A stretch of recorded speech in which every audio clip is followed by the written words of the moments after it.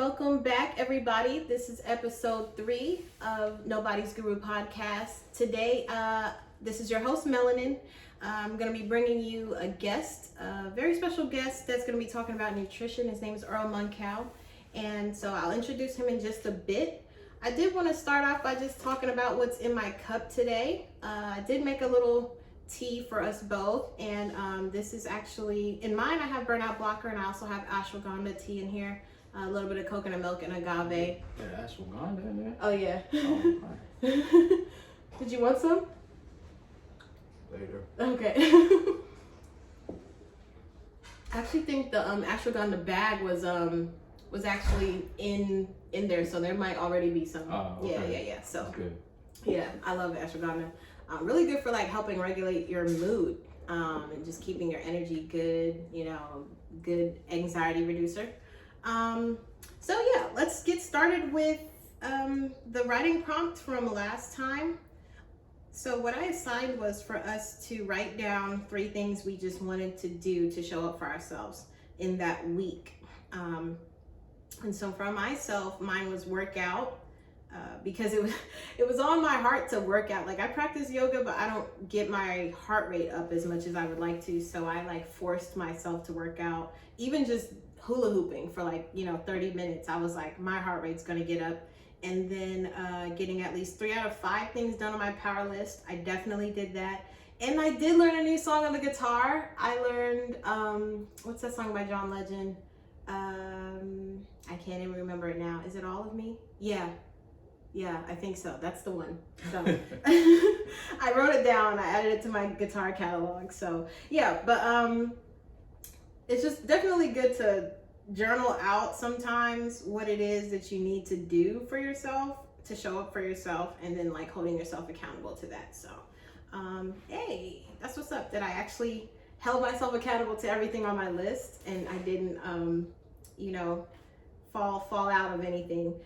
So today, like I said, I have Earl Monkou here. He's going to be talking about nutrition, and just to talk about how I know Earl. He's like, I told you guys last time on the last episode, he's like, I consider him a god brother because I feel like he's God sent. Him and all his brothers that have been in my life for a long time, definitely family to me. And yeah, so he knows a lot about nutrition, and yeah, tell us about it, Earl. Tell us about nutrition, or tell us about... Well, okay, so he has a brand called Nature's Hype, and that's what I asked him to come here to talk about today, Nature's Hype, and basically what he does in the community with Nature's Hype, a little bit about how he got started, things like that. So yeah, tell me about Nature's Hype and how you got started. Nature's Hype was a long process to get to Nature's Hype. I started selling granola at first. Prompted by my mother to to make granola, because something that she made for me when I was younger. Okay. So when I got to, I guess, when I was in college, I had asked her to make some for me, and she was like, I think you should make it yourself. I'm not gonna make it anymore. That sounds exactly like your mom. So I started making a few different types. My first the main one that I made was a cranberry granola. Okay. So she had a friend of hers who came over, who actually became my mentor, and Nice. he tasted it, and he was like, at first he was reluctant. He was like, I don't want to eat this children's granola or children's cereal. Right. So he said, my mom was like, come on, just taste it. So he finally tasted it, and he started feeling good while he was eating it. Oh wow. So he's like, what you put in there? I was like, wheat germ. Nice. I was putting wheat germ at the time. Wheat germ alters your mood. Oh wow. And so I didn't even know that. he started feeling good while he was eating, and he was like, bro, you have something here. And Wow. one of the main things that got me to where I am today, he was pushing education. The Okay. education of what you put in your body. And so that's kind of led me to the path where I am now. At the time when he came around, I was in college. I majored in health science. Okay. I didn't even know that. Yeah. Okay. See, just learning things here. Okay. Yeah, majored in health science. wanted to get into physical therapy. I didn't do well in chemistry at the time. That gets you every time. And then I had to take physics in the summer. And I was like, nah, forget that. That's a hard course. I was like, forget that. I want to graduate on time. So I graduated on time, and I just started trying to find a job. And then next thing I know, you know, I found myself in the barbershop one day, and then, you know, it was just God was just kind of like, yeah, you about to be in the health field, health ministry. And I was like, all right, cool. And then I met up with one of my friends. He was like, you know this guy named James Luke? And I was like, nah, well, you need to meet him. So I met the guy. He said, come to New York. Came to New York, and in New York, they were doing like trainings on the Adventists, they call it the 7 or the 8 laws of health. So they were doing a training on that, and I was learning everything about like how to reverse diseases and things like that. So that was 2011. By 2011, I just gave up meat cold turkey. Oh, wow. Just stopped eating meat. Okay. And that was it. So you haven't eaten meat since 2011? Yeah. That's crazy. Yeah. I didn't even know that. Okay. Yeah, so stopped eating meat 2011, and then continued on trying to you know, push the granola. But then as I realized, you know, what I wanted to do was more than just granola, but wanted to educate people on how to live a healthier life. Okay. Yeah, and that's great. Honestly, like me getting to my my health journey has been very interesting as well. Like I was in Honduras in 2016, and when I came back, I think I'd only been back like a month, and I just started having these weird symptoms. And I went to the hospital because I had like a fever of like 100 something, and they were trying to test me for like all types of like wild diseases because they couldn't figure out what was wrong. They never did. They dismissed me. Had this huge hospital bill that's still on my credit. You know what I mean? And they didn't do anything for me. And they also gave me dextrose, which I'm allergic to. And I told them like I have a corn allergy, but they didn't realize that they were using corn dextrose. So they ended up having to pump me. I'm like, I literally could have sued and instead of having a bill. So it's kind of wild. But after that, I started off and on having like symptoms where I was like, I would get dizzy or feel fatigued. And I was like, what's going on with me? Like I changed my diet because when I first came home from school in 2015, a doctor told me, she was like, you're pre-diabetic. She's like, you know, diabetes is in your family pretty hard, but, you know, your blood sugar is up there. She's like, you know, start doing some things to regulate. She was like, cut out soda. I was like, I already don't drink soda. It has corn syrup in it. Right. She's like, cut out candy and sweets. I was like, a lot of that stuff has corn syrup. I already, like, what do I do? How do I cut out more things? I'm already not eating the things that most people would need to cut out. So she was like, I don't know, like, you know, examine different diets. So that's why I started looking at the vegan diet. And I had been interested in it for a while, but like I hadn't really jumped fully into it because, you know, it's hard. Like I'm in a Caribbean family where like I got uncles and aunts that are caterers. You go to family functions, there's oxtail on the table, there's curry goat, there's jerk sandwich. You know what I'm saying? Like how do you just every holiday pass this stuff up? Like I was like, man, I don't know. So for a while, like I was like, you know what? I'll try to do like the pescatarian diet. Like, you know, that way I can at least have the fish that's at the family functions. And that worked out for some time, but I was still experiencing like those weird symptoms like a couple of years later. And they never really figured, like I kept getting blood tests, things like that. There was times where like my attendance was actually really low when I was a flight attendant because I would have to call out and I didn't know what was going on. So, and like, they were like, we need you to like give us a note. And I'm like, my doctor literally doesn't know. Like, so I have nothing to give you, like to say what's the problem. Like they haven't figured it out. And I was like, you know what? I feel like there's something where like science can only go so far. So I'm going to look a little bit deeper into this, especially because not science can only go so far, but like the medical field, you know, they literally have their parameters because everything is a study as far as like chemicals and things like that. But then there's the origins of like natural remedies and just eating healthy and stuff. And like what we knew, like when I went to Oakwood, I took the class on Ellen G. White and what is that book she has? Ministry of Healing? No, there's one more, something food in the diet. Counsels on Food and Diet. Yeah, we had to read that book, and I remember her talking about cereal, how it wasn't good for you, like mixing the solids. And I was like, oh man, like, you know, just kind of going back to like the understanding of all that stuff and realizing like, man, like I gotta dig a little bit deeper to figure out what's going on with me. So with that, I ended up going vegan, but then still having some of those symptoms, and realizing, oh well, when you go vegan and you don't cleanse, if you have parasites in your body, they're going to be stealing your nutrition. And so you think you're eating healthy, but really you're just doing yourself a disservice. Oh man. You think you're eating healthy, but you're doing yourself a disservice. And so I ended up doing a cleanse, and after that I felt totally different.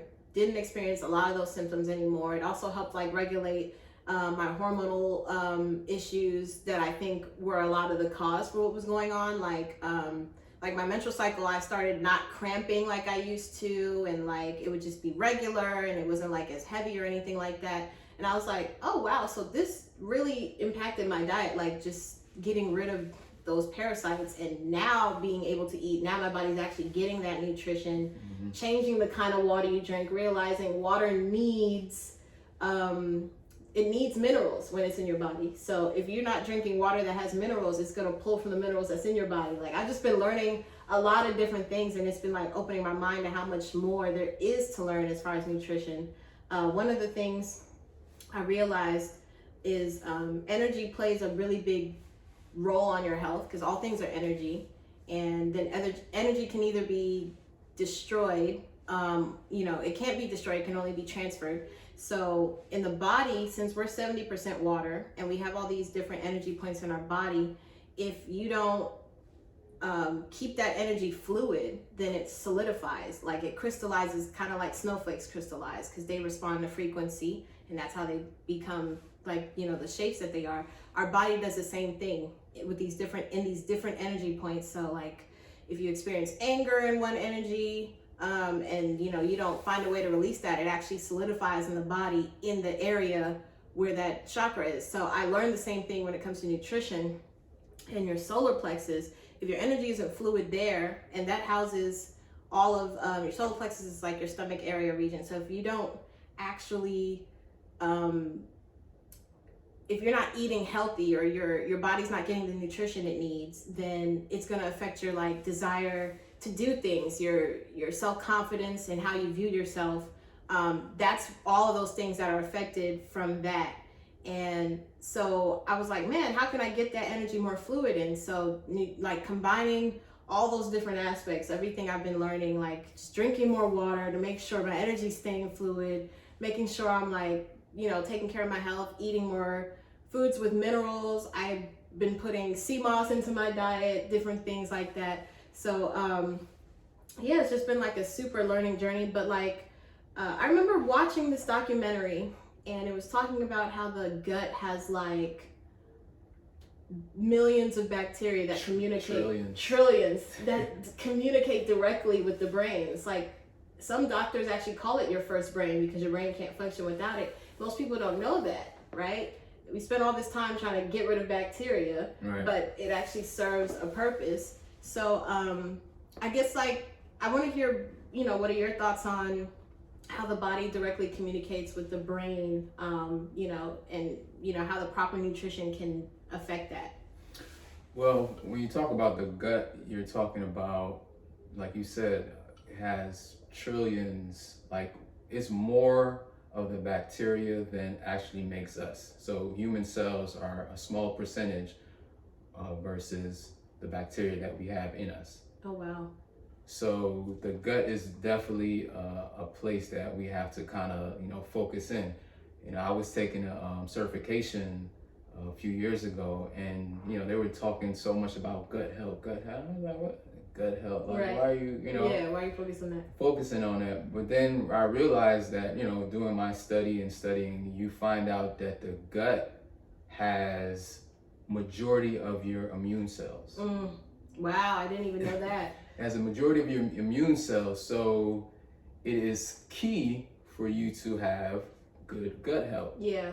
And so most people don't realize that they have to feed the gut properly. And what they don't realize also is that if you're on the Western standard, the American standard diet with processed foods, you're not feeding your gut. Yeah. Because the one food that your gut health needs, or your gut needs, is fiber. So you can't find fiber in meat or any other. You can only find it in plant food. Wow. So most people, they say that the average American is only getting like 15 grams of fiber a day.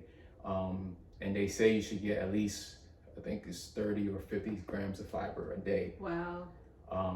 And so that increases your chances of inflammation. Because if the gut is not getting the food, then the bacteria is like, okay, I'm hungry, I need some food. So what it does is it starts eating up the gut barrier, which is called the mucin.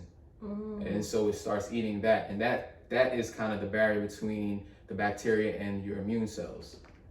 So then it starts eating that. And so that's why you have different, problems like inflammation. And the thing about the gut is that our entire body is affected by it. The brain, your joints, your thyroid, all of that. Everything. And then, when you talk about the brain, you're talking about, dealing with depression, anxiety. 90% of serotonin is found in the gut. That deals with how you feel and things like that. So the gut is very, is very important. And I think once people understand that you got to eat more of, foods that have fiber in it, that can really help. Yeah. So foods that have fiber, is that like the same thing as like your prebiotics and your probiotics? So your prebiotics feed your bacteria. Right. Your probiotics have the bacteria in it. Okay. So what they push out, or what is marketed, is that, okay, you get probiotics and it's basically you've lost some good bacteria, so you put back good bacteria in. And it doesn't really work like that. Right. So really is a scientific thing that this bacteria has been tested to help the human body, or is demonstrated to help the human body. And that's how it works. So it's just not, whatever, you just, drink a probiotic drink, and I'm good to go. And you're good to go. It doesn't work like that, right? It has to be tested that it works on the host, which is the human body. And that's how it is. Prebiotics is basically just what you eat that feeds the bacteria, and mostly what feeds the bacteria is fiber. Right. Because I remember when I first started learning about probiotics, I started like getting more probiotic drinks, kombucha, those things, and then kombucha. I read that if you drink that a lot, you can get it's called metabolic acidosis. Oh man, I can imagine, because it's very acidic. It's an acidic drink. So if you overdo it, but I used to drink like one a day just to make sure like I had like healthy digestion when I first started. And then I remember I was on the phone with my friend Leah, and she was like, probiotics do nothing for you if you're not also taking prebiotics. And I was like, what is that? What are those? Like, why is no one telling us about this stuff? So I was just doing research, like, no, what are natural prebiotic foods? So I've been like, okay, oats. I've been like doing the research to figure out what's some natural probiotic foods and try to incorporate those in my diet. So so what they do talk about is fermented foods that help, but you also have to be careful. A lot of the fermented food are also high in sodium, so you have to be careful with that. I think one was kimchi or something like that. Oh yeah, I do like kimchi. Yeah. So but it's high in sodium. So did a study. I think in China they eat a lot of kimchi, and those people deal with a lot of issues when it comes to sodium, cholesterol, and stuff like that. Okay. So you got to be careful with some of these things when it comes to your prebiotics and your probiotics that you take. What is key is getting eating whole food, plant-based foods that have fiber in it, because that's what they want. Yeah. The bacteria wants that food, because proteins, fats,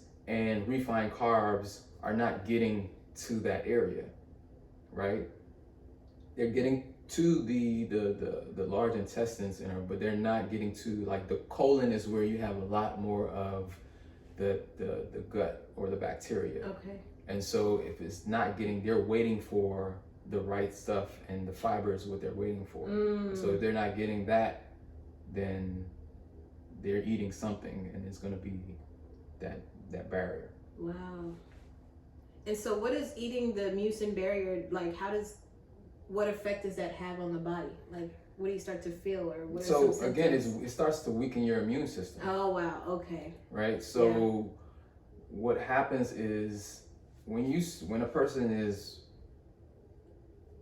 has a lot of colds, has frequent colds, leaky gut, like all those are associated with the immune system and also inflammation. So inflammation is key. So when inflammation is natural for the body, right? Especially like, for example, exercise, acute inflammation. So once you start exercising, right, the body starts after like an hour or so, the body builds up anti-inflammatory response for it. And that's good. That's what you need. But when you start doing things like you're not eating properly, things like that, you're smoking, then you start building chronic inflammation. And chronic inflammation, that's also what messes up and affects the gut as well. So inflammation, to get rid of that inflammation, again, it starts with your diet. Yeah. It starts with what you're eating, what you're putting in your food. Antioxidants, foods with antioxidants are great for reducing inflammation. Yeah. That's why I would suggest if anyone, go work after they work out, yes, the body's doing its part, but you also got to do your part. So eat something that has antioxidants. Yeah. So it's funny that you were mentioning all those issues that you can have. I was looking at this book before we started, and I was listing some of the things that happen in your solar plexus when it's out of whack, because it houses the abdominal organs, stomach, liver, gallbladder, spleen, pancreas. So when it's imbalanced, you'll experience bloating, digestive issues like irritable bowel syndrome, leaky gut, constipation, nausea, indigestion, fatigue, lethargy, difficulty concentrating, restlessness, agitation, gallstones, liver issues, pancreatic disorders such as diabetes.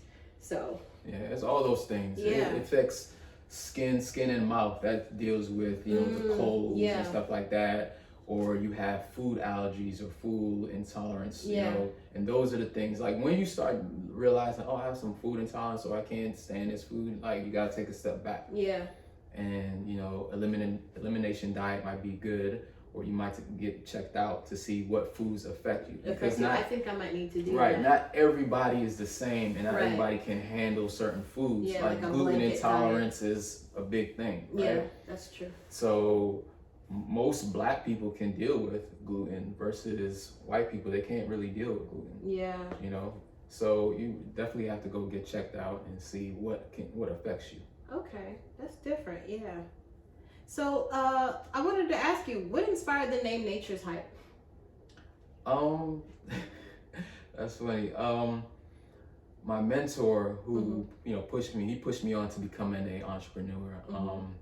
He was calling it. We were sitting down at the table, and he was like, "You should call it the hype development."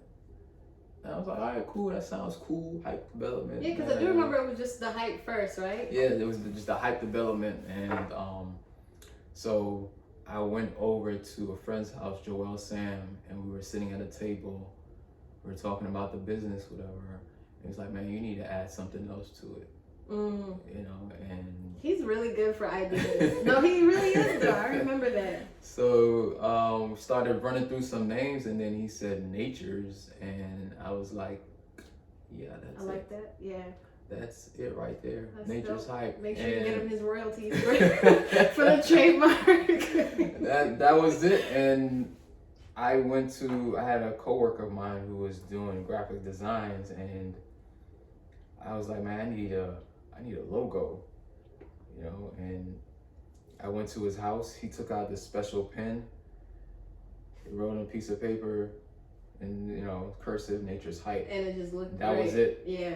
Put the hype there. And it really does look good. Like, he brought one of the protein bars for me to try, so I'm super excited to try this. we'll get into that when we come back from the break. But before we go into break, I guess one other thing I wanted to ask you is like about kind of like what you do in the community, because I've seen like on your page, and I haven't been able to show up to any of the workouts in the area, but I know you've done like workouts and like you have like some community programs. So well, like, initially started with I had started with a group of guys. We called it Nature's High Fit, and then I transitioned and just focus on nutrition. They still do. They call it Get High Fit. Okay. But I'm still focusing on the nutrition aspect of it. Right. So I just focus on nutrition, and then most of the times, like, you know, myself, sometimes Ron, the brother, we would, you know, go speak. We were speaking at different churches, doing presentations, or I would, you know, I was at a farmer's market at some point, you know, pushing in the granola. Right. But yeah, I just like to talk about health. During the pandemic, I was speaking. I was doing like little, you know, not seminars, but just, you know, I was asked to speak for like a baseball team, soccer team, a church event, just different things to just push this. I just want to push the idea that you can live a healthier life and you can make it a habit. Yeah. By you like using a lifestyle. Making simple changes. I think when people think about health or making changes, all they think about it scares them. All they think about is what they can't do. Yeah, that's true. Right? You know, and so I try to make it where it's like, hey, just add certain things here. Just tweak it here and there. Tweak it here and there. You know, that's funny. Like when I first went vegan, I didn't really plan it. Like I just was like, oh, let's see what it's like eating vegan today. And then I did that for like a week straight and was like, I think we could, you know, maybe keep trying this. And I just kept looking at it like that versus like, oh, let's shift our diet. I just took it one day at a time until I realized, oh wow, I'm 2 years in and I haven't. And I think one of the biggest things too was like, I just kept learning how to make new things versus like thinking about all the old things I used to eat and trying to find all these versions of that. It was like, well, I mean, you could just curry eggplant, like, and even like, I remember thinking about it, like, wait, there's so many dishes my mom made growing up that didn't have meat at all. Like she would do ground provision, that's like plantain, cassava, you all those things like in, you know, one pot, or callaloo or stewed eggplant or whatever. There's just all these dishes and I'm like, I never even considered like this isn't even going to be hard. I know how to make all those things. So it just got really easy when you just think about what you can do versus what you can't, like what you're just saying. It takes time. You have to be creative. Yeah. Because most people, when you tell them that you're plant-based or you're vegan, they initially like, where are you gonna get your protein from? Yeah. No, that's the funny thing. I hear that all the time, but it's like, where do they get it from? And so they look. The meat gets their protein from the plant. Exactly. People look at meat as the entire plate. Right. So it's like once you've taken that out, it's like you have nothing else to eat. How am I gonna feel full? Yeah. Exactly. But protein is just a part of a person's diet. Yeah. And you need so much more to live, because you never hear anybody like, oh, this person is protein deficient. You've never heard of that. Right. But the fact of the matter is, like I just mentioned, 15 people, you know, average American only gets 15 grams. We're more fiber deficient than anything, and that's what we need. Yeah. I was just gonna say, and fiber is what makes you feel full. Yeah. Yeah, you eat a lot of fiber, and you know that keeps you you regular. As much food. Yeah. That keeps you regular. That keeps you, you know, using the bathroom as you should. Most people, because they're not getting a lot of fiber, they're constipated. Yeah. And that's another issue. So the constipation, you 7 days without using the bathroom, that's crazy. I seen someone on, I think it was TikTok. She was talking about how she hadn't used the bathroom in like a week. I'm like, what? That's wild. I don't know what I feel crazy if I don't use the bathroom after, like, if I don't use it twice in the same day, at minimum. You know what I mean? Like, that's, you have to. At least after every meal, you got to be using the bathroom. You know, you got to, because you're letting out what doesn't need to be in the bathroom. Yeah. I mean, your body's literally only supposed to be holding the nutrition it needs. So, but that, I mean, to me, it makes me think about the fact that your body doesn't know how to process a lot of the processed foods. Yeah. So if you're just eating straight up processed foods, no wonder you can't go. Like, I found out when it comes to, GMO corn, your body doesn't even recognize it. it literally doesn't know what to do with it, so it just stores it. It doesn't do anything. Yeah. And I'm sure there's tons of other GMO or processed foods that work like that. The body is not the body. So we were not created in that way, and you can see that by the science. That's why I like the science when it comes to nutrition, because our intestines are long, right? And for a carnivore that eats meat, is short, so it passes through them, the meat passes through them very quickly. For us, it takes a long time before the meat passes through us. So it just kind of sits there for a long time. Where when you're eating, plant foods or whatever, it's a long process because it's trying to take out the different nutrients that it needs for the body. But when you're eating meat, it doesn't really happen like that because it just kind of sits, and the digestion process takes very long. Wow. Yeah. Wow, that's wild. No, like the things you don't know, because I'm not gonna lie, like I've reverted back to eating meat several times because it gets hard. But yeah, I think what's funny now is like just applying what I know and just not like falling back just because like I'm having a craving or something like that. So that's really important. Like I found out eggs actually have an effect on the body too. That's like, they said it's worse than like having like, I can't remember if it was, they compared it to like donuts or coffee or something, but they compared the effect of like the negative effect. I was like, really, eggs? Yeah, it's very high in cholesterol. Okay. So dairy products, they're number one in saturated fats. Okay. And then it's meat. So you definitely have to be careful. If you're going to eat meat, then I would just say, eat it sparingly. Sparingly, yeah. If you're, I always tell my brother, because I always clown Dwight sometimes because he always, one day I'll see him eating meat, and then the other day he's talking about he's, vegan. Yeah, that's and I was that's like, me. You're more like I resonate with you, Dwight. You're more like a flexitarian. That's it is. Flex but gang. the studies show that if you're someone that eats meat, or you want to be a flexitarian, and if you're eating like maybe 1 to 2 ounces, maybe 3 ounces of meat a week, that you're okay. Yeah. That you live just as long as someone that's plant-based. Oh wow. But that's just eating little bit by bit. And then if you look at the people that live in the blue zones, they live long lives because one of the aspects is they don't eat a lot of meat. They eat it on certain occasions. Wow. So they might eat fish, they might eat, so people can eat it, but it might not, the more you eat meat, the more you increase your chance of getting some type of chronic disease. Wow. Okay, so it's a good thing my cleanse is on the way, so that way I can get back to going back to being completely plant-based. But no, what's funny is even when I do eat meat, I'm eating it sparingly for sure. But we are getting to the half an hour, so we're going to take a break, and I'm just going to play some music, and we'll come back and we'll get more into what I guess the typical diet should look like, what should be on your plate. If every time you eat, and like what foods don't mix, what foods kind of do mix. We'll kind of finish with that, just to give you guys some more information on nutrition. This has been great so far though. Thanks so much, Earl. Oh, no problem. All right, so we'll be back shortly.